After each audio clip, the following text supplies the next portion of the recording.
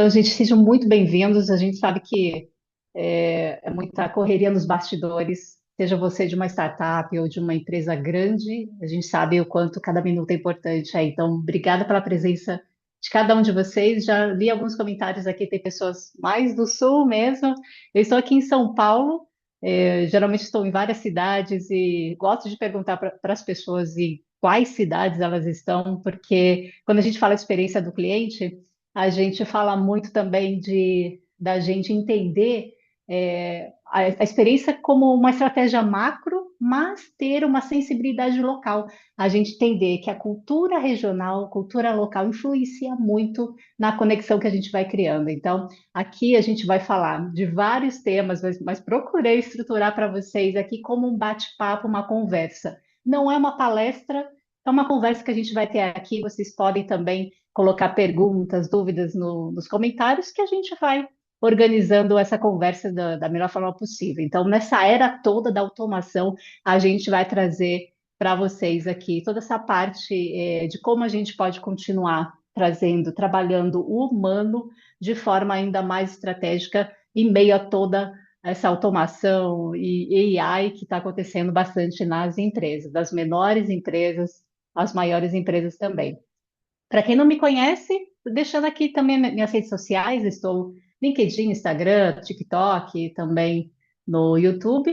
Tenho mais de 20 anos de carreira, iniciei a carreira na Disney, então toda a parte de cultura de clientes eu aprendi nessa grande empresa que ainda depois de décadas, ela é referência ainda em atendimento e experiência do cliente. Então essa base toda eu fui levando por onde eu passei em hotelaria, 20 anos na aviação, e vocês, com certeza, todos que estão aqui já devem ter voado de avião e sabem, imaginam que de repente é uma indústria assim tão, um segmento tão dinâmico e que precisa ser moldado o tempo todo para atender a necessidade do cliente. Então, são muitos processos, centenas de processos, milhares de processos para fazer o voo decolar. Então, foram muitos aprendizados lá, principalmente nas linhas aéreas, que eu entrei na operação mesmo, na linha de frente, e fui até cargos de gestão, também coordenando mais de 3.000 comissários lá. Foi um aprendizado sensacional, que eu quero trazer também um pouco para vocês dessa prática aqui.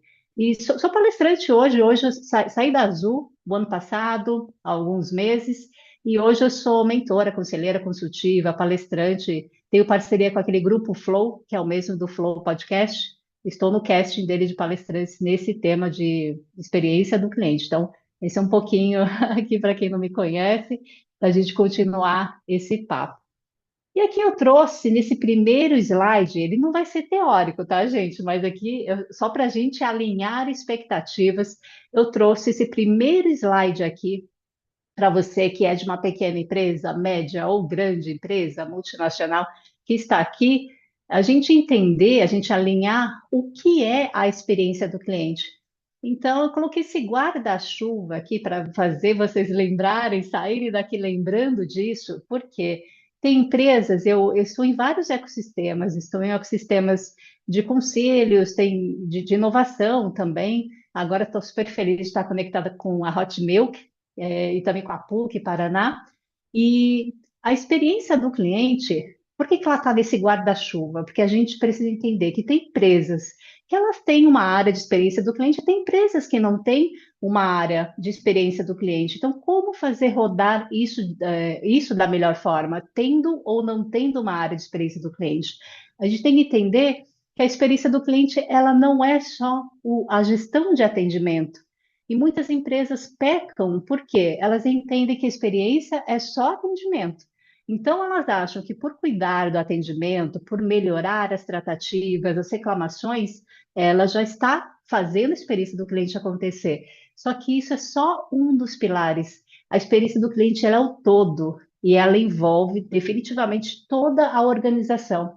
Se a gente pensar em grandes empresas que têm as melhores experiências, elas fazem isso, elas colocam a responsabilidade em cada um dos colaboradores para essa experiência acontecer como um todo.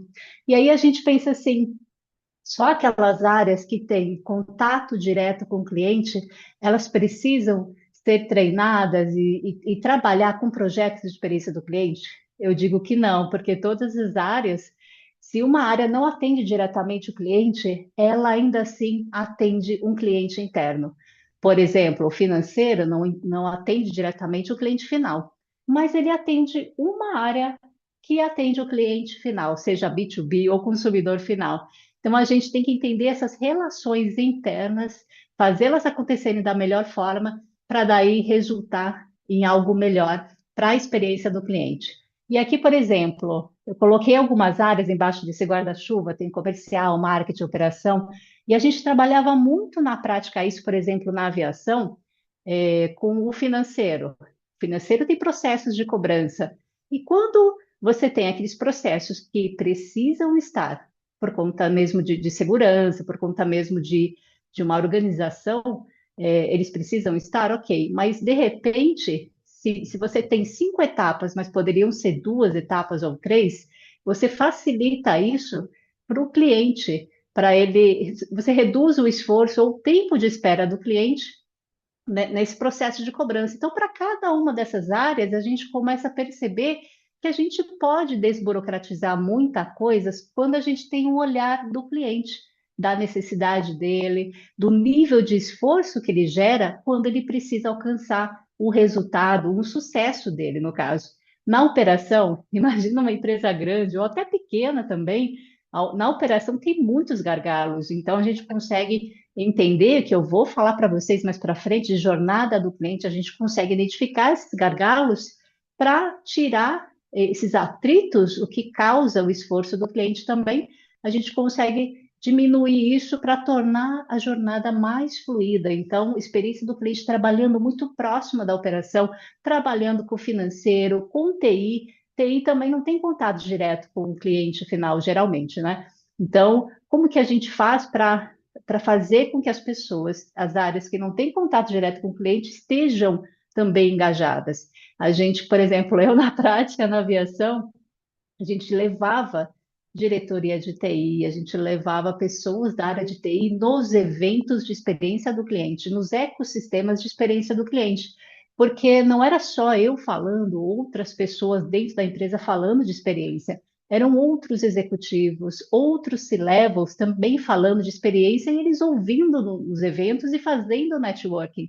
Então, tudo isso contribuía para a TI acelerar os projetos que envolvia a parte toda de tecnologia, de evolução toda, de transformação digital. O marketing não precisa nem falar nada do quanto que está conectado com a experiência do cliente e que várias empresas ainda não trabalham junto marketing e experiência do cliente, porque o marketing promete, a experiência entrega.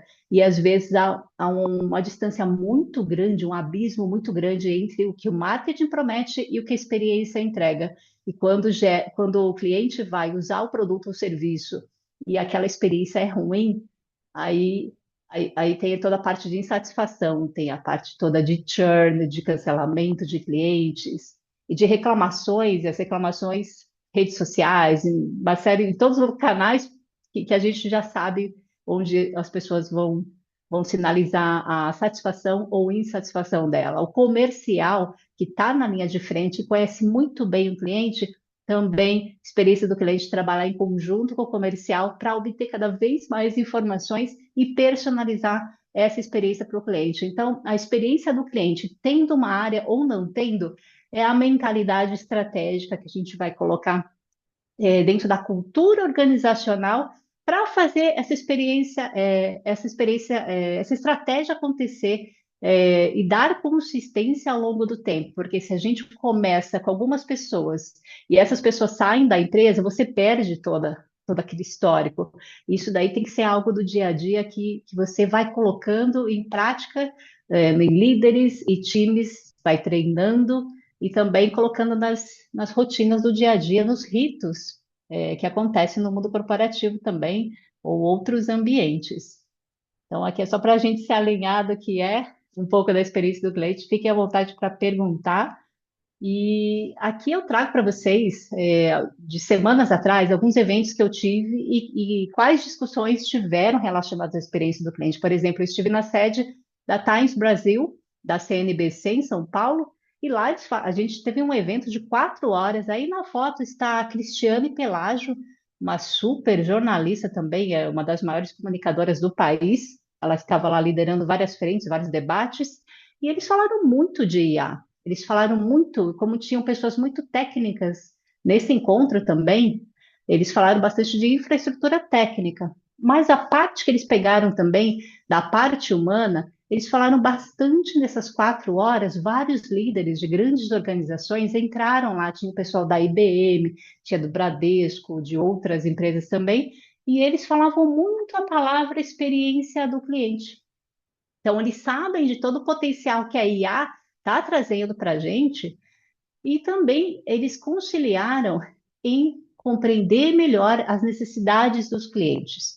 E aí a gente vai falar ao longo desse encontro aqui como que a gente pode compreender melhor quais pilares estruturantes a gente pode considerar para rodar estrategicamente a experiência do cliente. Então, isso foi um evento relacionado a esse universo todo de comunicação, de entretenimento, na CNBC, que eles também trouxeram, como todos os líderes praticamente que subiram ao palco falaram a palavra experiência do cliente e também de entender cada vez mais essa necessidade. Semanas atrás aconteceu também o São Paulo Innovation Week, dos mesmos organizadores do Rio Innovation Week, então um dos maiores eventos de inovação que acontecem, por exemplo, aqui no caso do São Paulo Innovation Week, um dos maiores da América Latina, falaram bastante de IA, mas também muitos conteúdos que não estavam relacionados à transformação digital, ferramentas tecnológicas e tudo mais, eles chegaram também a ter vários conteúdos relacionados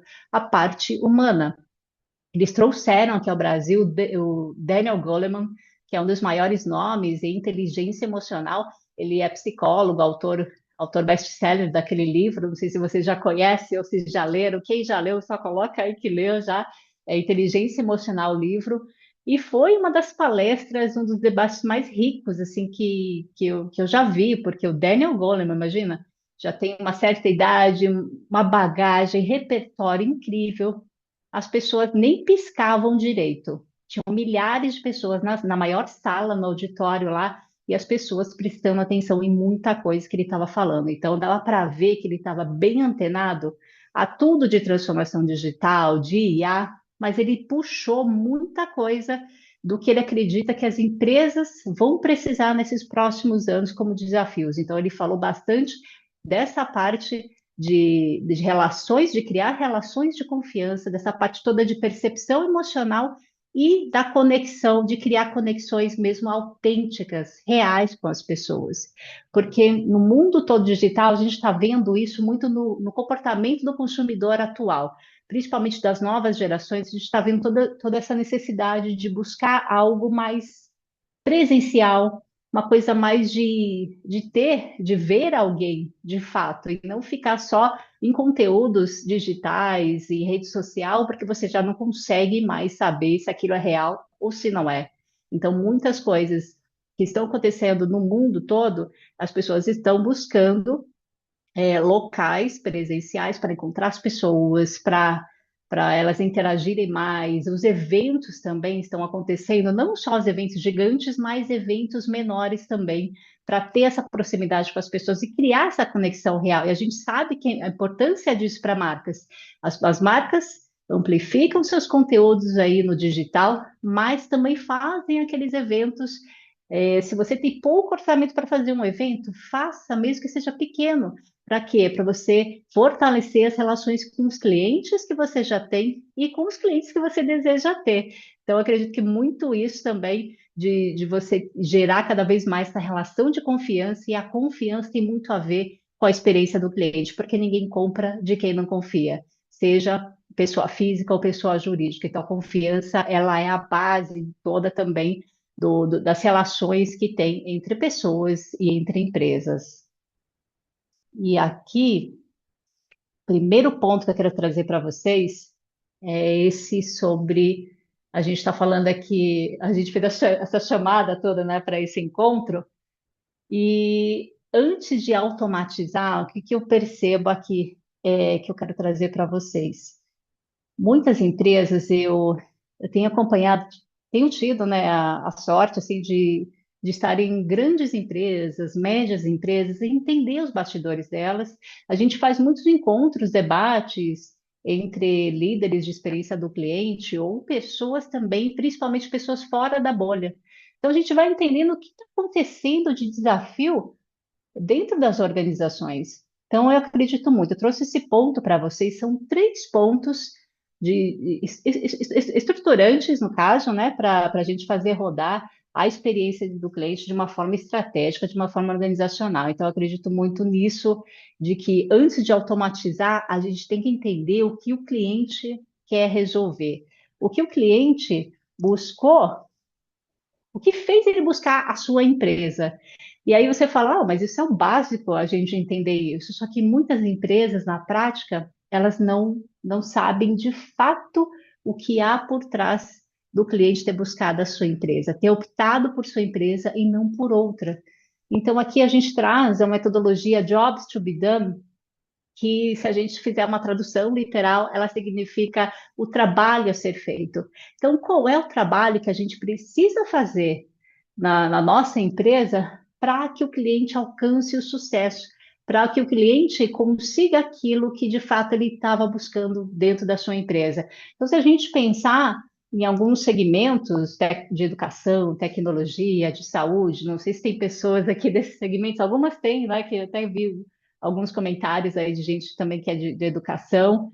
Então aqui são só alguns exemplos de como que esse trabalho a ser feito poderia acontecer na educação, tecnologia e saúde. Por exemplo, na educação, uma pessoa vai buscar um curso de pós-graduação ou de MBA, então ele, lógico, ele buscou uma instituição que tem uma ótima qualidade, como a PUC Paraná, não é? Então ele já sabe que ali eu vou ter ótimos conteúdos e tal, mas o que há por trás disso? Por que que ele quer fazer uma pós-graduação, um MBA? Aí quando você vai ver nos detalhes, a pessoa de repente ela está buscando uma promoção na empresa, que ela quer um cargo executivo, então ela fala, eu preciso estudar mais a fundo esse determinado tema, porque eu sei que é importante para evoluir, ajudar a empresa a evoluir o negócio. Então, eu quero aprimorar isso nesse 1 ano e meio, seja o tempo que for. E então, por trás existe essa necessidade que a pessoa busca dessa promoção. Então, sempre tem alguma coisa por trás que, se a gente conseguir entender isso, a gente adequa a narrativa, todas as interações com esse cliente para que ele alcance esse sucesso, para que ele se sinta mais conectado com a empresa. E essa conexão vai fazer com que ele continue, vai fazer com que haja uma retenção desse cliente. E se ele gostar muito dessas interações, ele vai acabar mais para frente recomendando a empresa, que é algo que a gente busca muito na experiência do cliente, são as recomendações de clientes. Então, em tecnologia, em saúde, a gente tentar pensar no nosso produto, no nosso serviço, entendendo o que há por trás das intenções, das intenções, dos objetivos que o cliente tem quando ele procura a sua empresa. Em tecnologia, eu vou detalhar mais para frente um pouquinho, na parte de jornada do cliente, o olhar do cliente B2B. A gente entender essa ótica do cliente B2B para a gente entregar o melhor quando a gente tem uma plataforma, quando a gente tem um software e tudo mais. Então, detalhe para vocês um pouco mais adiante. Na saúde, eu gosto muito de falar com pessoas da área da saúde, por exemplo. Na saúde é muito similar com a aviação, porque são segmentos muito regulamentados e tem uma série de processos, órgãos reguladores constantemente trazendo transformações, uma série de coisas que a gente precisa cumprir. E tem um outro lado que a gente tem uma flexibilidade também para aprimorar a experiência. E no caso da saúde, tem pessoas que estão, se a gente falar em hospital ou em clínica, tem pessoas que estão em momentos diferentes e com emoções diferentes. E na saúde, tem pessoas que vão para um hospital ou para uma maternidade, a pessoa vai ter um bebê, é um momento feliz.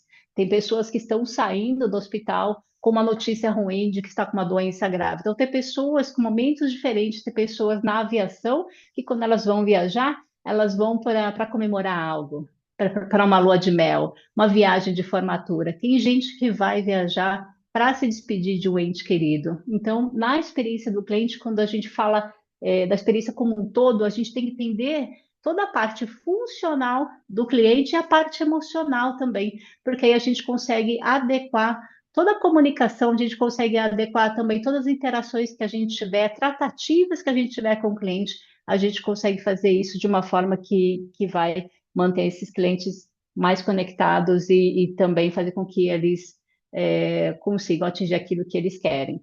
Quando a gente fala, por exemplo, de inovação, tem o ecossistema todo aí da Hot Milk e tudo mais, as empresas sempre buscam, a gente não precisa nem falar isso, que as empresas buscam a transformação digital toda, processos inovadores para diferenciar o negócio. Então, quando uma empresa traz assim, eu quero criar um comitê de inovação, o que que há por trás disso? Né? Porque se você só for pensar nisso, vou criar um comitê de inovação. Isso pode ser bom, mas isso pode ser ruim também, porque dependendo da cultura organizacional, esse comitê de inovação, ao invés de acelerar os processos inovadores, sejam projetos pequenos ou grandes projetos, isso vai travar dentro desse comitê. Porque se você coloca pessoas ali super importantes de cargos de diretores, pessoas que têm agendas que não têm muitos horários disponíveis, você acaba travando essa inovação porque tem que passar por validações nesse comitê. Ou, por outro lado, se você tem uma cultura, se você tem uma agilidade dentro da organização, esse comitê vai de fato acelerar a inovação. Então, depende muito da cultura, de como que isso é trabalhado. Mas quando você tem o foco no produto, você acaba entendendo só a empresa quer criar um comitê de inovação, ok. Mas quando você tem o foco em resolver, o foco no jobs to be done, no trabalho a ser feito, você entende no detalhe o que a empresa precisa, que ela quer dar autonomia para o time errar pequeno e validar essas premissas antes de investir milhões em iniciativas inovadoras. Então, você consegue gerar essa segurança, né? Gerar essa segurança e quando a gente fala em errar pequeno, a gente tem que falar em ajustar rápido, né? Então você consegue rodar projetos pequenos e todos e dar autonomia para os times testarem novas funcionalidades, parte tecnológica também mais desenvolvida, sem comprometer toda a operação. E a gente vê na prática empresas que eu já tive contato, que já estive em mesmos eventos, como palestrante também, por exemplo, pessoas do iFood, CIMED, eles são empresas referência hoje em dia, que ajudam a transformar todos os processos e uma série de coisas, a desenvolver o mercado, eles têm muito essa prática de errar pequeno e ajustar rápido. Acredito que funciona bem, não só para startups, mas para grandes empresas também. Então, eu acredito que boa parte dos discursos aqui funcionam para pequenas e grandes empresas. A gente ter essa mentalidade de dar autonomia aos times para errar pequeno e ajustar rápido, sem comprometer toda a operação. E aí eu trago para vocês aqui esses quatro pilares que eu acredito que com base assim, nesse job to be done, nesse trabalho a ser feito, que são muito importantes para pequenas, médias, grandes empresas trabalharem, terem isso estruturados para crescerem com uma consistência na experiência e conseguirem continuar diante dos desafios que estão atualmente e dos novos desafios que virão, conseguir estruturar isso de uma forma é, melhor possível, vamos dizer assim, né? Então, quando a gente fala aqui desse pilar de cultura centrada no cliente, a gente fala da cultura organizacional, porque existe uma diferença entre uma empresa que fala que ela tem a cultura centrada e uma empresa que de fato que de fato tem essa cultura. E como que a gente sabe que uma empresa tem uma cultura centrada no cliente? Porque cada importante decisão, cada rotina que tem com os times, com a liderança, tem a pergunta, por exemplo, o quanto isso impacta o cliente, o quanto isso impacta o negócio. Então, cada iniciativa relevante que tem, que você está ali para aprovar, você coloca o cliente como centro do negócio. e você treina as pessoas para essa cultura, para esse olhar. Por isso que lá no início, aquele guarda-chuva, a gente falou disso, que a gente falou que a gente treina a mentalidade da experiência do cliente, não só para áreas que têm contato direto com o cliente, mas com áreas que não têm contato direto com o cliente, exatamente para que essa cultura seja desenvolvida com o cliente no centro. A gente poderia falar tanta coisa de cultura centrada no cliente, porque eu trabalhei em duas empresas, que é a Disney e a Azul, que elas têm essa cultura muito bem desenvolvida e trabalham muito bem os pilares de experiência do colaborador com a experiência do cliente, porque se a gente não cuidar bem do colaborador, ele não vai conseguir atender bem o cliente, ele não vai conseguir desenvolver essa experiência com excelência para o cliente. Não tem como, não existe esses milagres, vamos dizer assim, né? Então a gente tem que olhar para essas duas caixas, principalmente experiência do colaborador e experiência do cliente juntas, de forma organizacional, para fazer essa cultura acontecer de uma forma centrada no cliente. Outro pilar também que eu acredito que é importante para empresas de todos os tamanhos é ter uma voz do cliente, você ter recursos, formas, plataformas de você conseguir ouvir o cliente, ter feedbacks dos clientes. E aí tem empresas que às vezes têm orçamento limitado, mas ainda assim dá para fazer de uma forma simples a captação do feedback do cliente. Empresas menores têm uma vantagem em cima de empresas maiores, porque as menores elas têm um número de clientes menor, têm um número de processos menor, então você consegue, se você tiver uma boa forma de captar a voz do cliente, desde que seja simples e assertivo, você consegue ajustar os seus processos e a jornada do cliente mais rápido.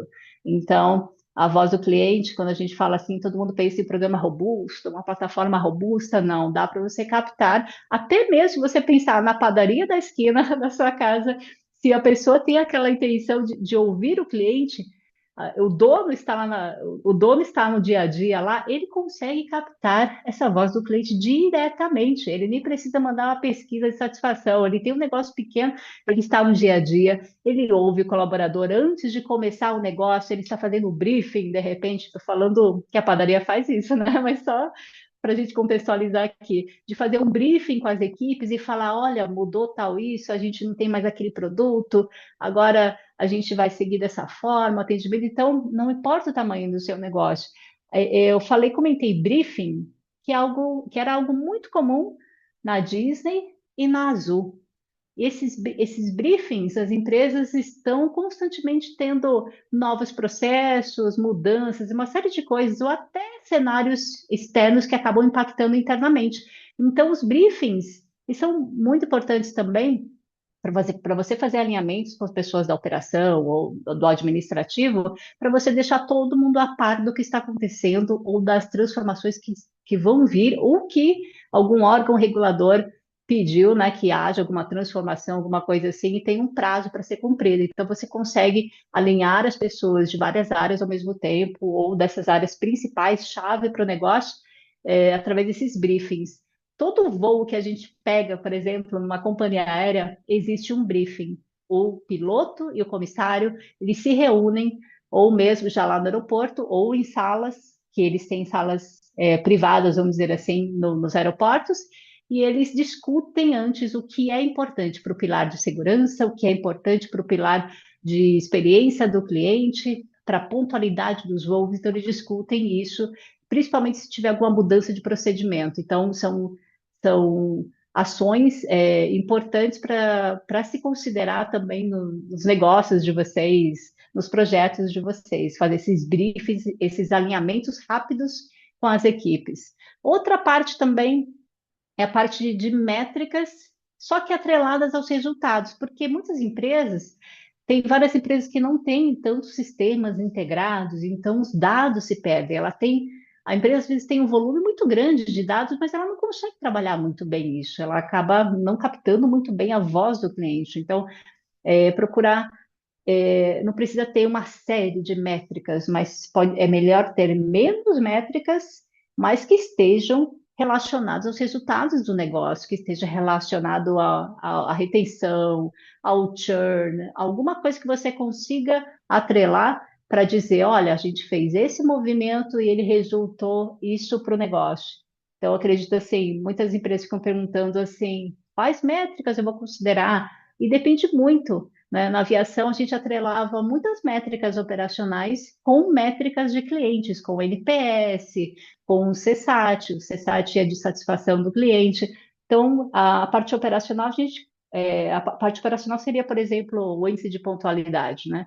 Então, a gente atrelava essas métricas e também ao resultado do negócio, para a gente entender se está caminhando tudo certo, né? E pensando muito nesse macro todo de métricas e resultados. Mas para a gente, por exemplo, a gente sustentar essa cultura centrada no cliente e essa voz do cliente, o feedback dos clientes, a gente precisa criar rotinas dentro da empresa para que haja uma consistência, porque é natural que uma empresa tenha um turnover. Pessoas entram e saem, tudo da empresa, e se você só tem poucos especialistas em desenvolver toda essa experiência do cliente de forma estratégica, essas pessoas saem da empresa e saem junto com tudo, com toda a bagagem, com o repertório. Então, a gente tem que pensar como empresa, a gente deixar registros de boas práticas que precisa continuar. Então, sai alguém, entra uma outra pessoa, essa pessoa ainda assim vai conseguir levar adiante aquilo que já foi construído de bom. Então, acredito que a rotina ajuda muito de você criar essas equipes multidisciplinares, de você ter ritos que vão de encontro para melhorar a experiência, para melhorar o resultado. Sabrina, eu posso continuar aqui? Tem alguma coisa que você queira falar? Pode, pode. Aqui no chat ninguém comentou nada por enquanto, então se quiser Então, continuar tá aí. bom.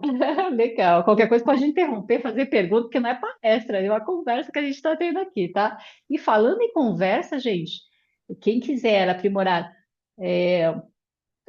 saber mais sobre Jobs to be Done, eu fiz um podcast que dá para ouvir até offline também, tem no Spotify, tem na Amazon Music, tem no Apple Podcast, e aí tem toda essa parte de jobs to be done na prática também.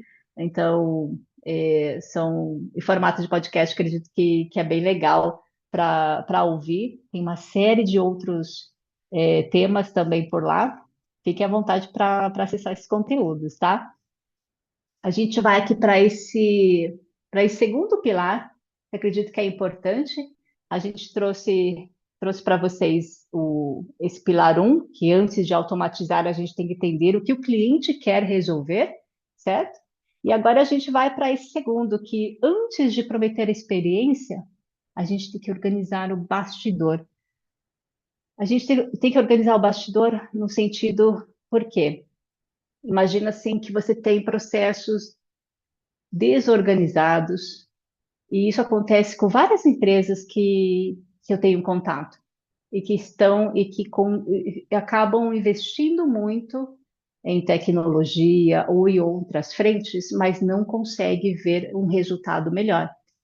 Exatamente porque se os processos estão desorganizados, se você não tem sistemas integrados, se você não tem uma voz do cliente bem estruturada, mesmo que seja pequeno, volume pequeno, o que acontece na hora que você vai automatizar, se esses dados estão ruins, se está tudo desorganizado, o que vai sair lá na frente? Não vai sair algo bom, vai sair algo também ruim para o cliente ou para os colaboradores mesmo quando eles estiverem tentando levantar essas informações. Então, eu trago para vocês aqui algo que vocês já ouviram com certeza, mesmo não sendo profissional de experiência do cliente, já ouviram falar da jornada do cliente. Então, só quero trazer para vocês aqui essa parte da jornada do cliente que a gente olha muito, que a gente fala muito quando toca no tema de experiência do cliente, sobre o mapeamento da jornada do cliente.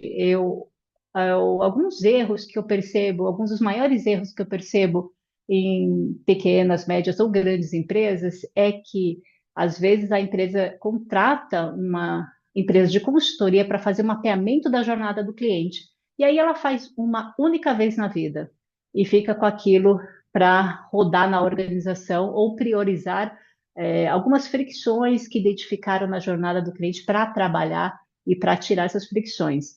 Só que a jornada do cliente, ela é viva, ela não é algo, a empresa muda, os processos mudam, a jornada do cliente tem que mudar também. Então, o mapeamento da jornada do cliente não é uma coisa que você faz, que você imprime, coloca na gaveta e esquece.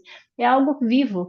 Então, tiveram transformações significativas, o mapeamento da jornada do cliente também tem que ser olhado com uma lupa e ver onde que vai ser modificada também a jornada do cliente. Quando a gente fala da jornada do cliente, a gente fala sob a ótica do cliente, de como que ele, de todos os pontos de interações que ele tem com a empresa, o que que ele está pensando, o que que ele sente, o que que ele está vivenciando. Então, é sob a ótica do cliente, não é sob a nossa ótica como colaborador. Porque aí tem essa diferença de processos e de jornada. Quando a gente olha para processos, a gente fala, eu vou fazer isso, isso, isso aqui na minha área, quando eu vou passar esse tema para outra área vai chegar até tal ponto. Então, você está olhando para a parte de processos da empresa. A parte de jornada, o cliente, ele não vê, ele não passa por todos os processos que uma empresa passa, ele passa só em alguns. Na aviação, por exemplo, se a gente pensar no embarque, é uma etapa só que o cliente passa ali, ele vai, eu vou para a sala de embarque, vou fazer o embarque. Só que por trás existem inúmeros processos, dezenas de processos para aquele embarque acontecer. Então, há essa diferença e as empresas ainda confundem a parte de trabalhar processos e trabalhar jornada. E aí tem empresas que trabalham só processos e falam: aqui eu trabalho a experiência do cliente, eu trabalho a jornada do cliente, mas na verdade não trabalha. Então, a jornada do cliente é sempre sob a ótica do cliente. E uma das melhores formas de você entender essa jornada é vivenciar na prática essa jornada. É você passar como cliente, vamos dizer assim, e vivenciar tudo aquilo que ele está passando. E aí você vai entendendo o que está acontecendo, como os times estão atendendo, o que você está sentindo.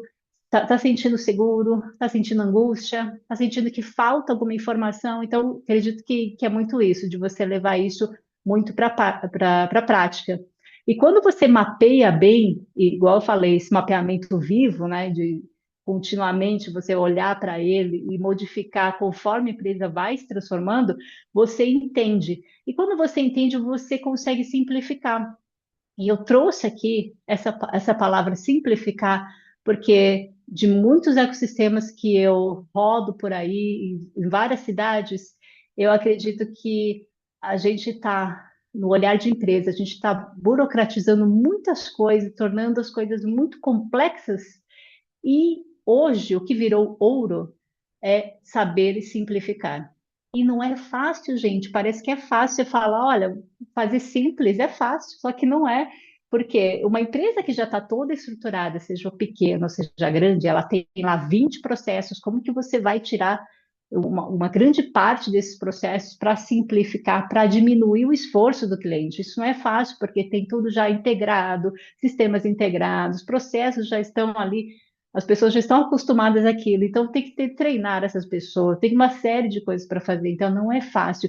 Empresas que conseguem fazer isso, simplificar, elas saem na frente na experiência do cliente, porque como pessoa física, como pessoa jurídica, a gente busca sempre, quando a gente vai fazer coisas do dia a dia, tudo que é mais fluido, tudo que é mais fácil, a gente gosta.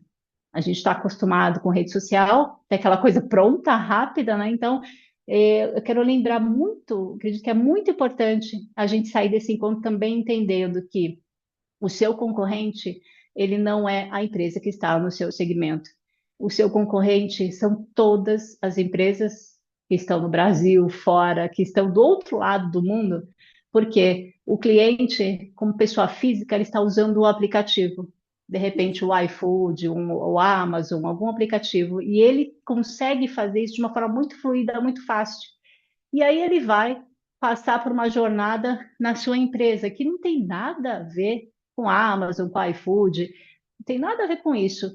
Mas essa facilidade, essa simplicidade, ele quer ter com você. Então, se você demora muito para uma tratativa, se você demora muito, se você cria muitas fricções, ele sem querer, ele já vai falar, puxa, essa empresa está demorando demais e tudo. Então, quanto mais a gente conseguir simplificar, melhor. Por isso que é importante sempre ter pessoas para olhar para processos, parte toda de processos, para qualidade, e pessoas também para olhar essa parte da jornada do cliente, para simplificar. Quando você simplifica, o que poderia ser normal, não é tanto nas empresas, quando você simplifica, você retém mais clientes. Então, isso é bacana para a gente tirar de aprendizado aqui da jornada do cliente. E Rita, aqui eu trago para vocês. Oi? desculpa te interromper, mas só aproveitando o Claro. gancho ali sobre a jornada do cliente, Aham. que você Sim. fala que é preciso ter pessoas para olhar tanto para processos quanto para jornada.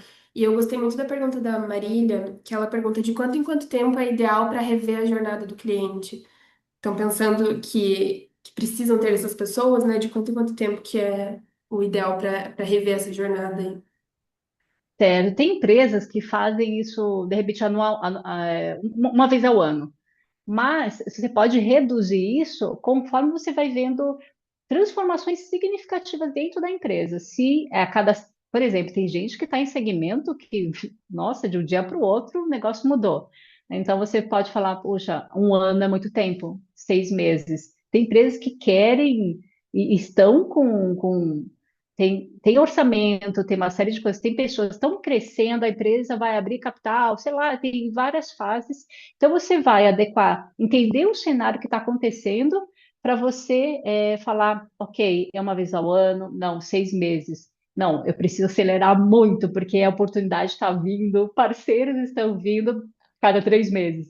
Então, dependendo do seu segmento, isso é muito flexível. Não existe uma resposta única, tanto para qualquer coisa de experiência do cliente. O que eu trouxe aqui para vocês de pilares para estruturar a experiência do cliente, o que eu falei 4 anos atrás eram outros pilares. Hoje eu falo outros. Então, por quê? Porque as coisas mudam, empresas mudam. E acredito que a jornada do cliente também, você olhar, vai depender muito disso, do segmento, do momento, do cenário econômico ou tudo mais. Bom, ótimo, excelente pergunta. Quem foi que fez? Foi a Marília. Ah, obrigada, Maria. Então, E aproveitando, Glaucio, eu vi que você está com a mão levantada, se você quiser abrir seu microfone, fica à vontade para falar aqui com a gente. Obrigada. Então, na verdade, eu queria fazer uma contribuição no sentido de depoimento, né? O que sim. foi falado agora há pouco, que você falou, nossos concorrentes são todos que estão à nossa volta. Eu tinha essa percepção, mas eu não conseguia verbalizar e planificar do jeito que você falou tão claramente. Por quê? A sensação que a gente tem hoje é que todos os estímulos que nós estamos tendo à nossa volta, eles contribuem para a gente ter uma percepção da vida, né? E aí, quando a gente reclama de qualquer coisa, a gente reclama baseado nesses estímulos que nós tivemos, sejam eles positivos ou negativos. Então, como a gente tem, que nem você citou no seu exemplo, né? Amazon, iFood, que são gigantes, elas dão experiências muito fluidas e boas para a gente fica mal acostumado, vamos chamar assim, né? A gente está muito bem tratadinho. Aí a gente vai para uma outra que é complexa, etapa 1, etapa 2, se pergunta, não entende, passa para o setor, né? Aí você fala, nossa, que experiência ruim que eu estou tendo. Né? Na verdade, a gente foi infiltrado por ter sido mimado por outras e querer essa experiência em tudo aquilo que a gente vive, né? E isso é uma coisa que eu vou levar para frente de forma muito certeira, porque eu sempre falo isso, né? Eu lá na empresa, eu cuido da parte de projetos, o primeiro contato com o cliente, onde o cliente não consegue sequer falar exatamente o que ele precisa, ele só consegue falar da dor dele. Então eu sou a intérprete da dor para a solução. E depois eu cobro muito, pessoal, a experiência do cliente, porque, como você também falou de uma forma muito bacana, processos e experiência do cliente. Quando a gente vai falar de experiência do cliente lá na empresa, fica todo mundo volta e vai para os processos. A gente fala, não, gente, vocês têm que usar a ferramenta, vocês têm que viver como cliente, Exato. você entender, né? Então, assim, são as duas coisa que eu queria chamar muita atenção para todos que estão participando, que é uma coisa que você conseguiu falar de forma clara e didática aquilo que a gente vive e intui. Então, eu queria parabenizar e fiquei muito feliz, porque eu não sou um eco vazio, né? Eu sabia disso, mas de uma forma assim, empírica, agora didática. Muito obrigada. Eu que te agradeço, Glaucia, que honra te escutar aqui nesse encontro. Sabia, né? Só por estar junto com a Hot Milk que seria sensacional esse encontro aqui. Eu fiquei até com vontade de ficar debatendo sobre isso com a Glaucia e de repente surge uma live aí, alguma coisa, Sabrina. Não é? Gente, desculpa, Obrigada pela contribuição. eu fui baixar a mão e caí. Desculpa. Imagina. Obrigada pela contribuição aqui. Que legal saber que faz sentido, viu? Então aqui, vamos acelerar um pouquinho, tá quase na hora que né, daqui a pouco fechar. E eu trouxe aqui a parte de jornada sob a ótica do cliente, de B2B. Então, olha só, eu já estive nesse papel. Então, eu trago para vocês aí que tem clientes B2B, o que que a gente sente? Não na questão de processo, questão de jornada mesmo. Então, olha só, se a gente está buscando uma plataforma, a gente está buscando aí um software, seja o que for, existe alguma necessidade. Então, o que está travando o resultado? A gente precisa pensar nisso, ou está dando resultado, mas a gente está tendo aquela pressão para ter mais resultado. Então, eu vou buscar essa plataforma para me ajudar nisso, certo? Então, qual solução vai resolver isso com segurança e aderência? A gente sabe que quanto maior a empresa, mais compliance e mais segurança ela busca. Então, a gente tem que atender determinados requisitos com relação a isso. Outra parte aqui, que acho que é a parte que é mais trabalhosa na questão de um cliente B2B, né? Lá dentro, quando a gente está avaliando as plataformas e tudo mais, existe essa parte do como, né? Como que eu vou mostrar valor e como que eu vou reduzir o risco internamente. A gente envolve várias pessoas de várias áreas e geralmente a diretoria de TI geralmente aprova as plataformas ou outras diretorias que têm a ver com o negócio. E existe toda a parte de você testar, os times testarem, uma série de coisas. Imagina você que está vendendo a plataforma, ou imagina o seu negócio em si, eu estou falando disso especificamente, mas imagina se você é de educação, do varejo, pense também dessa forma, né? Muitas vezes a gente fica dando muita atenção só para a alta liderança, para a diretoria, para os clientes B2B, no caso, né? A gente fica falando mais só com eles e não cria uma relação ou não dá o suporte necessário depois que esse cliente compra a solução. Depois que ele assinou o contrato, parece que a empresa esquece. E aí o suporte não é do jeito que deveria ser. E eu posso dizer para vocês, que eu vici isso muitos anos, quem usa as plataformas no dia a dia é o analista, é o coordenador, eles influenciam muito na hora de uma renovação de um contrato. Então, a empresa fornecedora fica só com a diretoria, com a alta liderança, naqueles cafés, naquelas conversas estratégicas e tudo mais, mas não dão atenção no dia a dia para a coordenação, para os analistas. E eles sim influenciam, porque quando o diretor perguntar, quando o gerente sênior perguntar, e aí, como que está sendo o uso da plataforma? Nossa, não sei, não está resolvendo muito, é meio desorganizado aqui, os dashboards e tal. Então, a opinião dele, que usa todos os dias e que usou ao longo do ano todo, vai influenciar muito. Então, a gente tem que cuidar. Depois que vendeu, é esse que é um dos erros também que as empresas cometem, que não conseguem reter os clientes, não conseguem aumentar o LTV, né, o lifetime value, o tempo que o cliente passa consumindo, continua consumindo o seu produto, o seu serviço,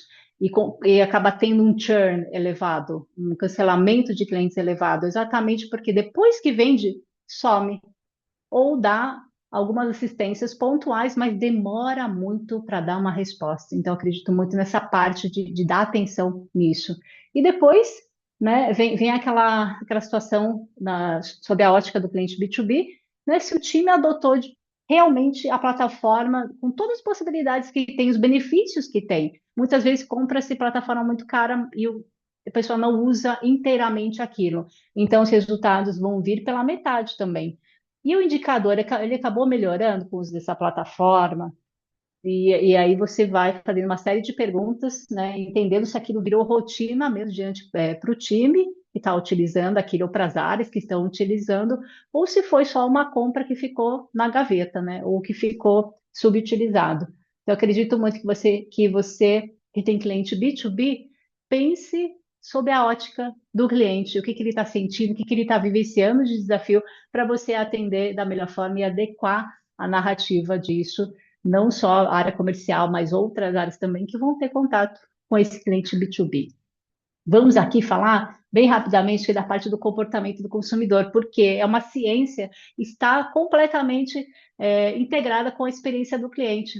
E a gente tem visto muitas mudanças no comportamento do consumidor. A gente vê em debates, em palestras, as pessoas falando: o cliente está mais impaciente, ele não consegue esperar, ele não sei o quê.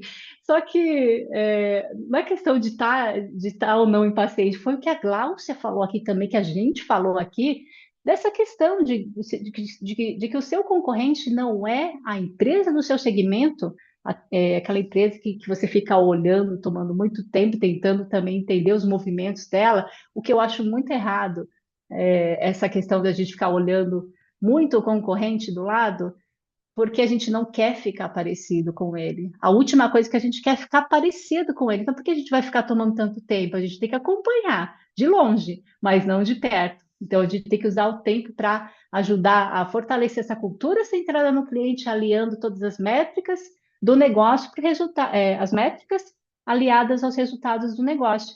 Então, vem toda essa parte de entender o comportamento do consumidor. E como que a gente vai entender isso? Aí a gente vai falar um pouquinho mais para frente, e eu trago aqui 3 caixas para vocês de produto, preço e experiência.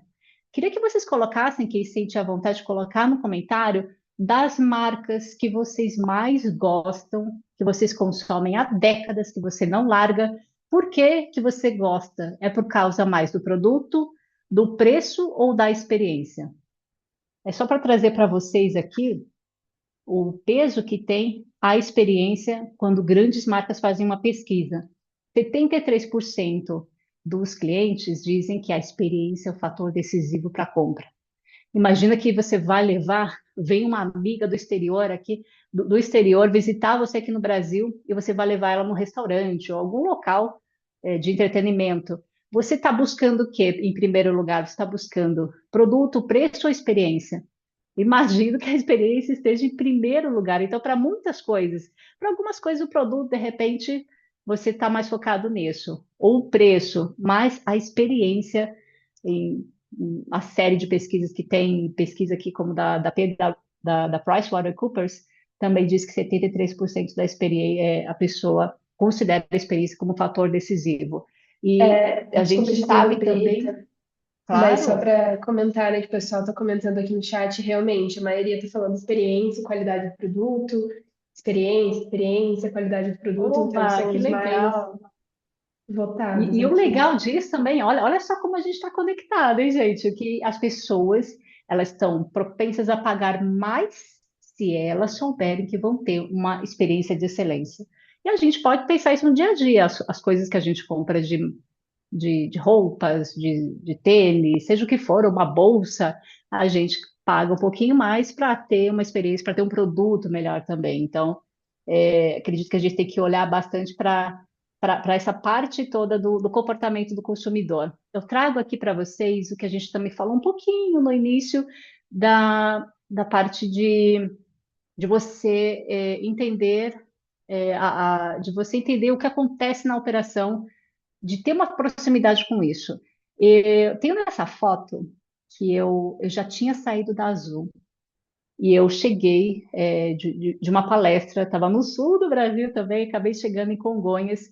E quando eu cheguei lá, foi a maior alegria, porque encontrei essa pessoa que trabalha na Azul. E ele estava lá na linha de frente, ele trabalha na sede da empresa, que fica em Alphaville, e ele estava em Congonhas, na operação. Aí você fala assim, gente, mas quem tem agenda para ficar na operação? Eu acredito que as empresas, se você olhar para empresas líderes do mercado, seja no Brasil ou fora, o CEO, ou seja, quem for, diretores, vice-presidentes, estão na operação. Eu não digo que é para fazer parte de você ficar pagando fogo, é, fazendo as tratativas com os clientes, não é com relação a isso, mas é de você vivenciar a jornada na prática, de você ouvir os clientes diretamente. Então, na Azul, desde o início, o CEO, não sei se tem pessoas aqui, vai que tem pessoas que já voaram e já encontraram o CEO, que já encontraram um vice-presidente falando com cada uma das pessoas nos assentos. Então, eles pegando esses feedbacks diretamente, eles cruzavam com as informações que a gente dava nos dashboards. E quando chegava na reunião, eles conseguiam ter os argumentos, falar, olha, realmente isso é importante, né? Ter um Wi-Fi a bordo, não sei o quê, porque eu ouvi do cliente. Então, muito legal isso. Você, nem tudo está no dashboard, nem tudo está. Estão as principais informações? Estão, mas quando você vai para a linha de frente, coloque na agenda estar em alguns momentos na linha de frente, porque aí você vai ouvir diretamente dos times de linha de frente, dos seus parceiros, né, os terceirizados também, e principalmente dos clientes, e aí você vai ampliar o seu olhar para o seu negócio em si, do potencial que tem, ou dos gargalos que tem que você ainda não tinha percebido, você vai voltar para o escritório com outro olhar. Então, a maior parte das soluções estão, de fato, na linha de frente, com colaboradores, parceiros e clientes. E aí, eu fiz um podcast E, também. Acabou casando e, todo um tema, e né? Rita, só te interrompendo aqui, eu tô te interrompendo Claro. porque você tinha pedido isso, né? Que quando Aham, tivesse sim, algum comentário lógico, eu uma pudesse falar. conversa aqui. Mas eu achei muito interessante o que a Camille falou justamente sobre isso, né? Que você estava falando ali sobre o exemplo do CEO e conversar, abordar as pessoas. E ela comentou, é na operação que você percebe aquilo que o seu cliente está recebendo. Ah, verdade. Excelente. Ai, gente, que legal. Muito bom. A gente tá, ó, tá tudo conectado aí, essas, né, essas vivências, assim, muito legal. Por isso que é legal essa conversa, não a palestra em si, lógico, eu adoro fazer palestra, mas essas conversas e essas trocas aqui enriquecem mais o nosso debate. Então, tem um episódio, esses episódios são bem curtinhos, tá, gente? Tem episódios de 2 minutos, de 5, de 10, esse daí são poucos minutos também, e eu coloco na prática esses benefícios de você estar na operação e ouvir diretamente dos clientes. Olha, é sensacional, fiz bastante isso na prática, hein? E aqui nosso terceiro ponto que eu trago aqui. Então, a gente falou do primeiro ponto, que depois eu faço uma recapitulação com vocês. Então, a parte aqui, o terceiro ponto é, antes de chamar CX, CX é a sigla para Customer Experience, né? A gente fala muito de CX, CX. Então, CX é Customer Experience, é a experiência do cliente. Antes de chamar a experiência do cliente de estratégia, conecte com o resultado. A gente falou já bastante disso lá no início, no meio da nossa conversa, mas não custa a gente lembrar. Exatamente porque quando a gente desenvolve aqueles pilares, e eu quero só trazer aqui para vocês de novo, quando a gente estrutura esses pilares, lógico que tem outros, mas já coloquei alguns aqui dos principais. Quando a gente estrutura eles, a gente fala em governança de experiência do cliente, né? Por isso que a gente fala de forma organizacional, não só de uma área fazer a experiência do cliente acontecer. E rodando esses pilares, a gente consegue fazer com que a governança e experiência do cliente aconteça de forma consistente. E aí, a gente sempre tem que atrelar isso ao resultado do negócio, seja retenção, seja aumentar o lifetime value, seja impulsionar resultados da forma que vocês acharem melhor no segmento que vocês estão. Mas uma caixa que eu quero relembrar para vocês, que eu acredito que é muito importante, que não vale grandes resultados a qualquer custo. Eu estive meses atrás em um evento a convite da TOTUS, que é uma das maiores empresas de tecnologia da América Latina, do Brasil, e olha só que fora da caixa o tema. Você imagina? Eu nunca tinha falado desse tema em conjunto. Eles me chamaram para falar, eles fizeram a sugestão de falar de experiência do cliente atrelada à saúde mental, à regulamentação, à NR1, a riscos psicossociais. Aí você fala, gente, o que tem a ver a Rita cair lá num evento com profissionais de RH falando de saúde mental com a experiência do cliente, tem tudo a ver. Por quê? Esses resultados todos que a gente busca, essa governança toda que a gente busca, a experiência do cliente, ela não vai acontecer sem os colaboradores engajados. Ela não vai acontecer se a gente não cuidar da saúde mental das pessoas, se a gente não cuidar da experiência do colaborador, e como a gente falou, de trabalhar em conjunto, experiência do colaborador, experiência do cliente. E uma frase que ficou muito forte, que o pessoal acabou relembrando, é essa daqui. O cliente sente fora o que a empresa vive dentro. Então, não tem como a gente maquiar o que acontece no bastidor de ruim, de ambiente tóxico, porque isso, em menor ou maior grau, vai aparecer para o cliente final, seja ele B2B ou B2C. Então, acredito muito nisso. A gente tem que olhar para essa governança toda de experiência do cliente, nos resultados que o negócio vai ter, no lucro que vai ter, mas a gente continuar cuidando das pessoas, porque as relações que a gente falou lá no início, que a gente comentou do Daniel Goleman, a gente falou de inteligência emocional, né, da parte toda de conexão, de percepção emocional, é muito isso. As pessoas fazem negócios com pessoas, não é uma marca com outra marca. São pessoas com pessoas no dia a dia fazendo isso acontecer.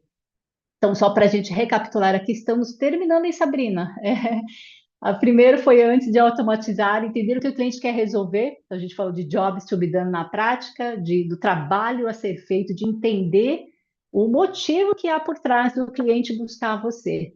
O segundo, antes de prometer, organizar a casa, né? Olhar muito para a parte de, não só de processos, mas da jornada do cliente, das mudanças do comportamento do consumidor, que isso impactam muito os negócios. A gente citou CIMED, iFood, que faz isso muito bem, que super referência aí. E terceiro, antes de chamar a experiência do cliente de estratégia, conectar toda a parte de experiência e tudo mais com resultados do negócio. Então, você entende, você organiza o bastidor, você tem mais chances de reter e de crescer esse negócio. E quero deixar a dica aqui para vocês. Tem uma newsletter no LinkedIn, ela vai para a sétima ou oitava edição aí, e eu coloco isso que eu falei para vocês aqui, eu coloco em texto, né? Coloco a parte prática até do que eu vivi na semana. Então, quando eu fui naquele evento da CNBC, eu fiz uma newsletter lá, coloquei todos os insights, compartilhei de verdade tudo o que eu aprendi, as anotações que eu tinha feito até no caderno, assim, e até utilizei outras coisas para acelerar o aprendizado. E coloco nessa newsletter trazendo bastante verdade, provocações para tirar a gente da zona de conforto para trazer reais transformações e inovação. E estou também nas redes sociais aí, espero que a gente continue conectado. E Sabrina, temos um tempinho ainda para continuar as trocas? Temos sim. A gente ainda tem mais 15 minutinhos aí. Então, para quem quiser abrir o microfone, fazer perguntas, ou fazer aqui pelo chat também, eu vou mediando. Já para aproveitar, Rita, eu tenho uma dúvida sobre esse último tópico que você apresentou, sobre conectar o CX com os resultados, né? Além do Uhum. NPS e de satisfação ali do cliente, quais outros indicadores você acha que seriam interessantes serem medidos? Eu Acredito que depende penso, muito. eu penso ali na minha Oi. realidade de eventos, né? Então, a gente sempre faz um super esforço para tentar melhorar a minha experiência. Queria entender quais indicadores você indica. Ah, entendi. Aí depende muito do tipo de negócio, do segmento. No caso, você falou eventos, a gente vai, por exemplo, sobre a ótica do cliente mesmo, tem toda aquela questão,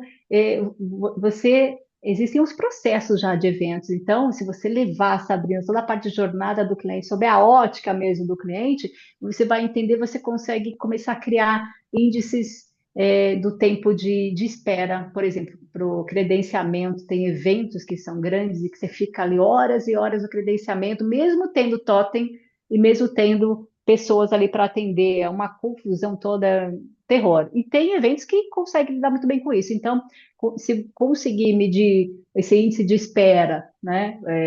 Em cada ponto da jornada, aquilo que impacta o cliente, que ele fala, isso aqui é bacana, isso aqui não é. Tem coisas que em eventos, por exemplo, não se atenta tanto, que é banheiro masculino vazio, banheiro feminino cheio, né? E você, a pessoa demora tanto, ela decide, vou comer, a mulher, né? Eu vou comer ou eu vou ao toalete? Por porque ela vai ficar 40 minutos, 30 minutos lá naquela fila.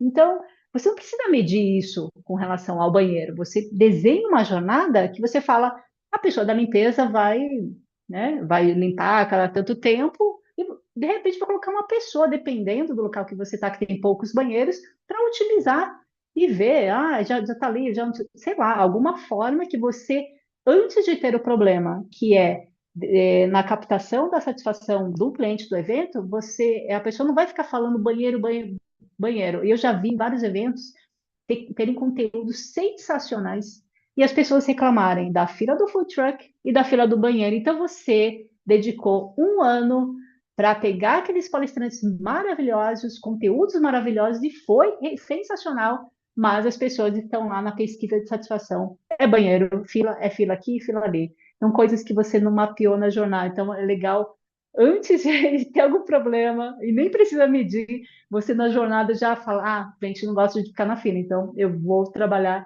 vou me antecipar. E eu acabei não falando aqui, gente, porque tem tão pouco tempo, né? Mas a gente aproveitar os dados não só para a gente trabalhar de forma reativa, mas a gente trabalhar de uma forma proativa. Então, antes de acontecer, eu vou lá e já faço e ofereço para o cliente. A gente fazia muito isso na aviação, no voo. Antes do cliente pedir, a gente já estava lá. Lógico que não dá para todo mundo, são poucos comissários e vários clientes, centenas de clientes, mas se eu percebo que tem um cliente entrando ofegante, suando, e em um determinado momento eu vou chegar lá antes dele pedir, o senhor aceita um copo de água? Vi que você chegou mais agitado. Alguém que você está passando no corredor, vê alguém segurando a poltrona, com aquele olhar assim de medo, antes ele começar a gritar depois da decolagem, ou acontecer alguma coisa, ou ele se desesperar, eu vou antes lá, me apresento, me coloco à disposição, de repente é o primeiro voo da pessoa, imagina o medo, né? Aquela coisa toda, aquele ambiente todo artificial. Então a gente se antecipa e aproveita dados também em outras circunstâncias, segmentos que vocês estão aí para se antecipar, para reter esse cliente, para fidelizar. Muito bom, obrigada. Temos mais duas perguntas aqui da Sônia e a Carolina também está com a mão levantada, mas eu vou fazer a da Sônia que está por escrito. Como transmitir para os colaboradores a importância de um bom atendimento? Como transmitir um bom atendimento Isso, para os colaboradores. para os colaboradores? Entendi.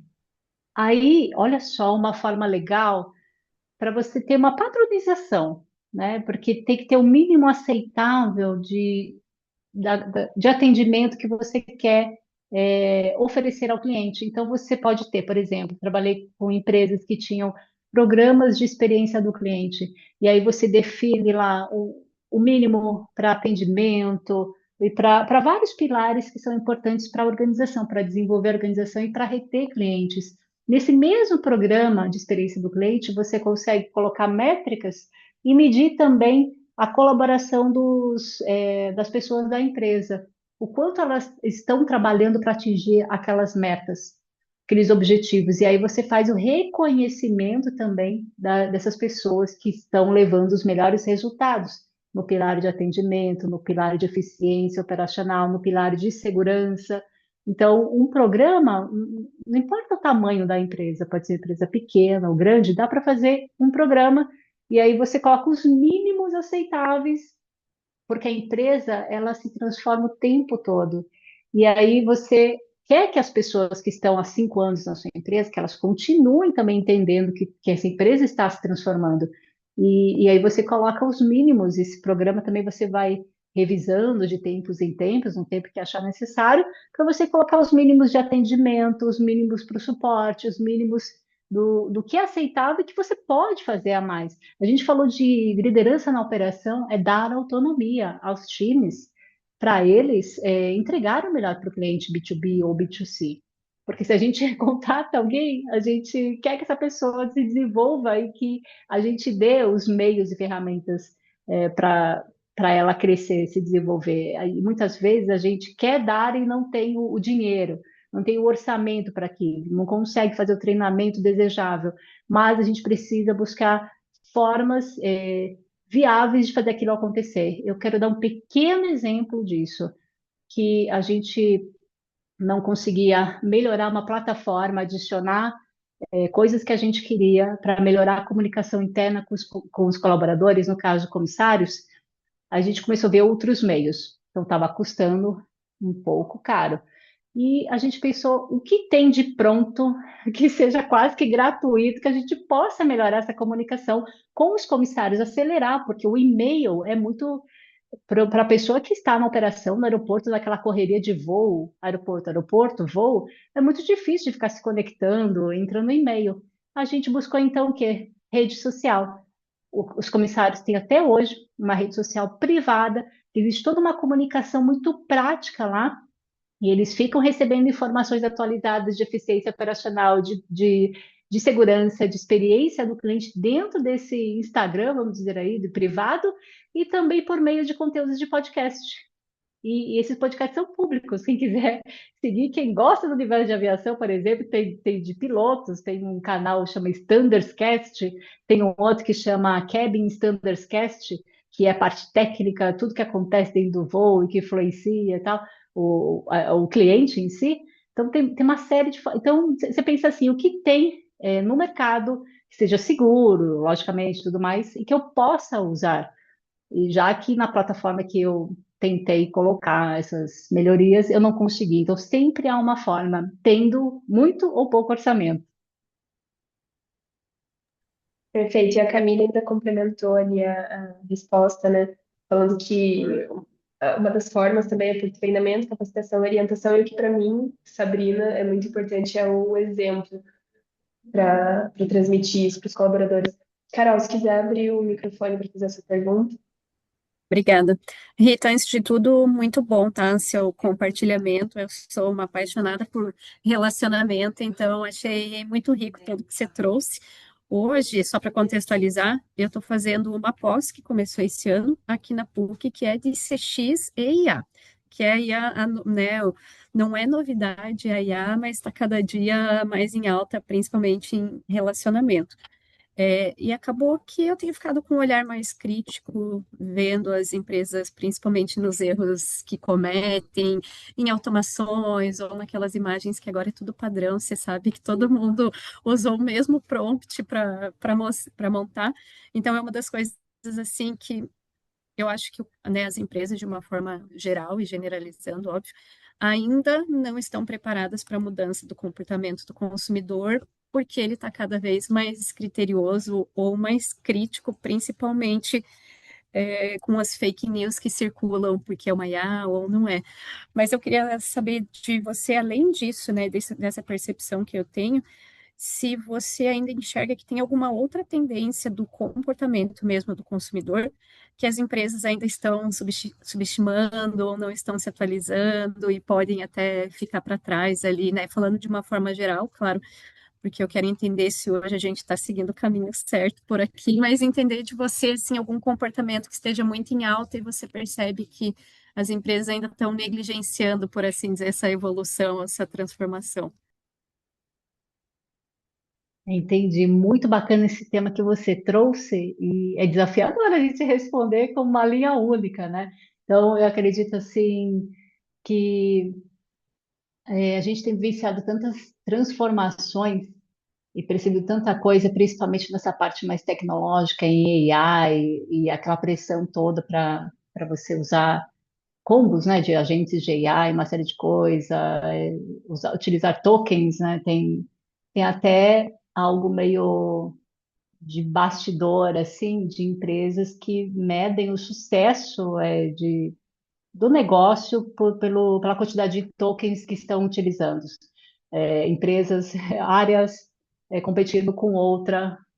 Quem é que usa mais, quem desenvolve mais prompts, quem usa mais os tokens e tal, e atrelando isso a algo que parece que está trazendo resultado para o negócio, sendo que a maior parte das empresas ainda tem artigos dizendo isso, tem notícias dizendo isso, que as empresas ainda não conseguem atrelar muito o uso da AI com os resultados no negócio. Então, isso ainda é um desafio muito grande, que de repente amanhã já vai ter uma nova solução. Está tudo mudando tão rápido, né, Carol? Tanta coisa Sim, acontecendo nesse sentido, que já fica até demais a gente ficar falando dessa parte assim de AI. Então, tem muita. mu- muito com relação a isso. Então, eu acredito que essa parte do que eu trouxe para vocês, de ir além daquilo que o cliente em si está falando, é o que pode ajudar a acelerar assim, o crescimento. E tem um outro ponto que eu acabei não falando aqui, mas acredito que é muito importante. Olha só, tem muitas empresas que passam por isso. Ela tem um NPS alto, mas ela tem um churn, um cancelamento de clientes alto também. Isso não faz o menor sentido. Você falou, o NPS é alto, consegui atingir a meta, estou com 80. E o churn está elevado, os clientes estão cancelando, estão fugindo. E aí você vê que tem muito a questão de métrica de vaidade.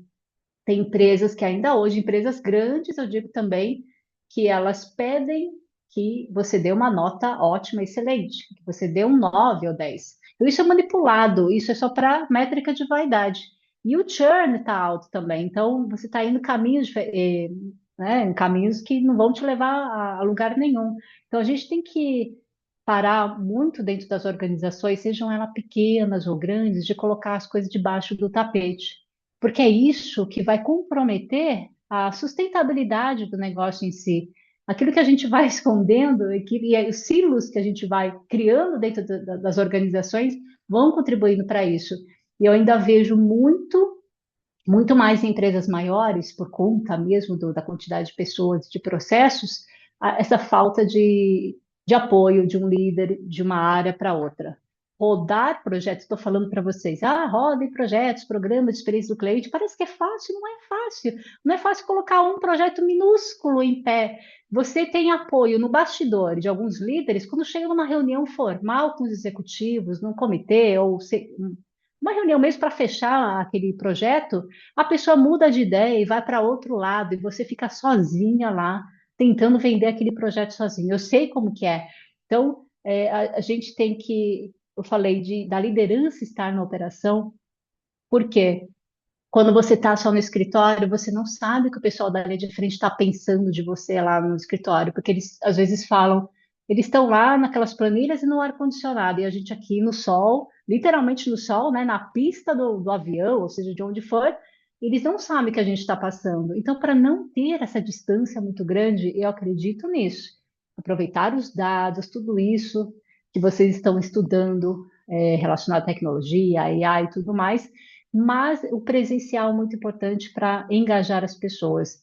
E isso não se faz uma vez ao ano, não se faz no dia do cliente, no mês do cliente, essas ações de campanha para aparecer em notícia, em matérias, assim, dizendo que você tem uma cultura centrada no cliente. É o seu dia a dia mesmo.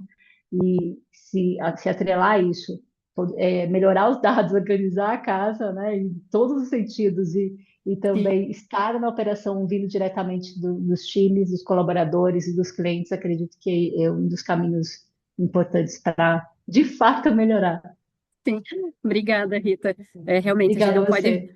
não pode perder o vínculo humano mesmo nessa nova evolução tecnológica, né? Porque o Exato. relacionamento é feito de Aham. pessoas.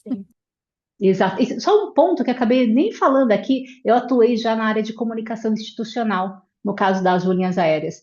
E aí queria trazer para vocês aqui também a parte toda do que automatizar e do que não automatizar. E eu digo para vocês, eu trabalhei com processos muito complexos, gestão de crise. Meses atrás eu estava com uma empresa do segmento financeiro, uma gigante do financeiro, e a gente estava falando dessa parte toda de gestão de crise, né? Eu acredito muito que pense no negócio de vocês, nos processos mais críticos, nos problemas maiores que vocês têm, procurem não automatizar isso. Automatizem outros mais simples, mas um bot não vai conseguir resolver um problema complexo, principalmente se aquele problema estiver acontecendo pela primeira vez. O cliente vai ficar tão irritado, mas tão irritado, porque ele não vai conseguir ter a resposta. Então, nos problemas mais complexos, tenha um humano para atender, para fazer essa interação, principalmente para as contas, maiores contas, os clientes que te dão mais receita. E não dá para personalizar a experiência para todos os clientes se você tem milhões de clientes ou mesmo que você tenha dezenas de clientes. Então, você tenta analisar quem são os clientes que geram mais receita, ou os clientes que você quer ter ainda mais, criar ainda mais negócios, potenciais negócios. Personalize cada vez mais essa experiência, entendendo o jobs to be done, né, o trabalho a ser feito todo, para você reter esse cliente e fazer o que todo mundo quer, que é uma recomendação. A recomendação não custa nada para a empresa, mas o que custa muito é o custo de aquisição, né? O CAC aumentando, quando você perde clientes, seu custo de aquisição vai aumentando muito, porque você tem que buscar novos clientes, porque você não conseguiu reter aqueles que você já tinha. Então, é todo um processo macro estruturado que você tem que trabalhar, mas vá aos poucos. Não tenta fazer tudo de uma vez, senão vai fazer 10% de cada coisa, não vai acabar dando certo. Perfeito. Rita, a gente está só com mais 3 minutinhos aqui, mas o Diogo fez uma pergunta que eu acho relevante, né? Gente? Acho válido abrir, que é, em modelos de negócio B2B de matéria-prima, onde a empresa contratante é nosso cliente formal, mas o usuário real da solução é o cliente final dela, que muitas vezes sequer conhece a nossa marca, Como estruturamos o desenho da jornada de forma que ela capture a fidelidade com fidelidade essas duas camadas de relacionamento sem perder a coesão entre elas. Estou pensando Nossa! nesses dois. A pergunta dele é bem longa, se você quiser reler ali no chat. Ah, sim, não, tranquilo. Achei excelente. Ah, vocês estão com perguntas aqui, olha esse público, sensacional, não é, gente? Meses atrás, eu estive com uma empresa, acho que tem a ver até com, assim, acho que vai responder a pergunta do Diogo. Estive com uma empresa que ela é referência, tem atuação global e tudo mais, em aromas e ingredientes. Ela não atende consumidor final direto, ela tem clientes B2B. Então, uma Sadia, uma Swift utiliza esses aromas e ingredientes para daí vender para o consumidor final. Só que aí também tinham nesse encontro representantes comerciais de pequenos estabelecimentos de cidades menores e que tinham contato direto com o consumidor final. Então, o que eu levei de narrativa lá para eles, acredito que cabe muito para o Diogo e também para outras pessoas que estão ouvindo aqui quanto mais a gente entende o consumidor final, mais a gente vende para o intermediário B2B. Porque se a gente pensar nessas empresas de aromas e ingredientes, e a gente analisa o comportamento do consumidor final e vê quais produtos eles estão comprando mais, agora está numa era toda fit, né? Cheia coisa de proteínas, de não sei o que lá, de fibras e tal.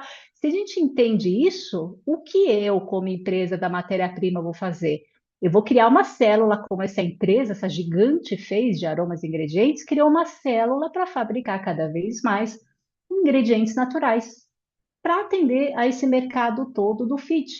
Então, a gente conhece o consumidor final, entende o comportamento, as mudanças que estão acontecendo, e você adapta isso, e você aproveita o teu cliente B2B para te trazer informações também. Por quê? Se você produz tudo que o cliente final quer, o seu cliente B2B vai comprar mais, o consumidor final vai comprar mais. Aí ele vai sinalizar que quer mais outras coisas diferentes ou, né, ou similares, você vai produzir outros aromas, outros ingredientes, vai vender mais. Então, é um ciclo infinito de oportunidades. Eu destacaria conhecer muito do seu consumidor final, entendendo, acompanhando essas mudanças do comportamento dele e conhecendo e vendo sob a ótica da jornada do cliente do seu B2B. O que que ele passa de desafio na empresa, quais são, não em si saber literalmente assim as metas dele em termos de números e tudo mais, ou o que tem que alcançar, mas entender o máximo possível de informação para você gerar essa matéria-prima que vá de encontro, que vai alcançar o sucesso do seu cliente B2B e, consequentemente, o sucesso do consumidor final. Então, tem muitas empresas, de repente, aqui que trabalham B2B2C, e tem que ter, acredito que você vendo como um todo isso, entendendo o final, entendendo o B2B, os desafios, a realidade e tudo mais, você vai conseguir vender mais para o B2B e, consequentemente, para o consumidor final. Será que respondeu, Sabrina? Ou Diogo? Acredito que sim. Qualquer coisa, Diogo, você comenta aqui. Bom, gente, a gente Legal. vai encerrando já, vi aqui que ele falou, respondeu sim. Então, tudo Ah, que certo. bom. Obrigada Obrigada, você, Rita, de João. novo. Eu vi que a gente passou aqui do tempo. Comentei que a gente tinha mais 3 minutinhos, mas é porque meu computador está atrasado. Obrigada por aceitar o nosso convite e pelas trocas que a gente teve aqui. Achei muito bom. Pessoal, também agradeço aí todo mundo que ainda está com a gente. Convido, então, para vocês estarem conosco nos próximos eventos. Deixo aqui na tela as nossas redes sociais, né, da Hot Milk, hotmilk.com.br, lá no Instagram e no LinkedIn. Lá vocês conseguem acessar toda a agenda dos próximos eventos. Essa semana a gente ainda tem mais dois, semana que vem mais três. A gente tem em média aí, 2 a 3 eventos por semana, então estão todos muito convidados para estarem conosco. Deixo também o QR Code na tela com o NPS, o famoso pesquisa de satisfação, que é muito importante para a gente entender se vocês estão gostando do nosso conteúdo, das pessoas que a gente está trazendo. Então comentem tudo lá, o que vocês acharam do evento de hoje. E espero vê-los em breve. Obrigada novamente, Rita. Obrigada a cada um de vocês e ótimos negócios, boa jornada aí. Obrigada, tchau, pessoal. Tchau, tchau.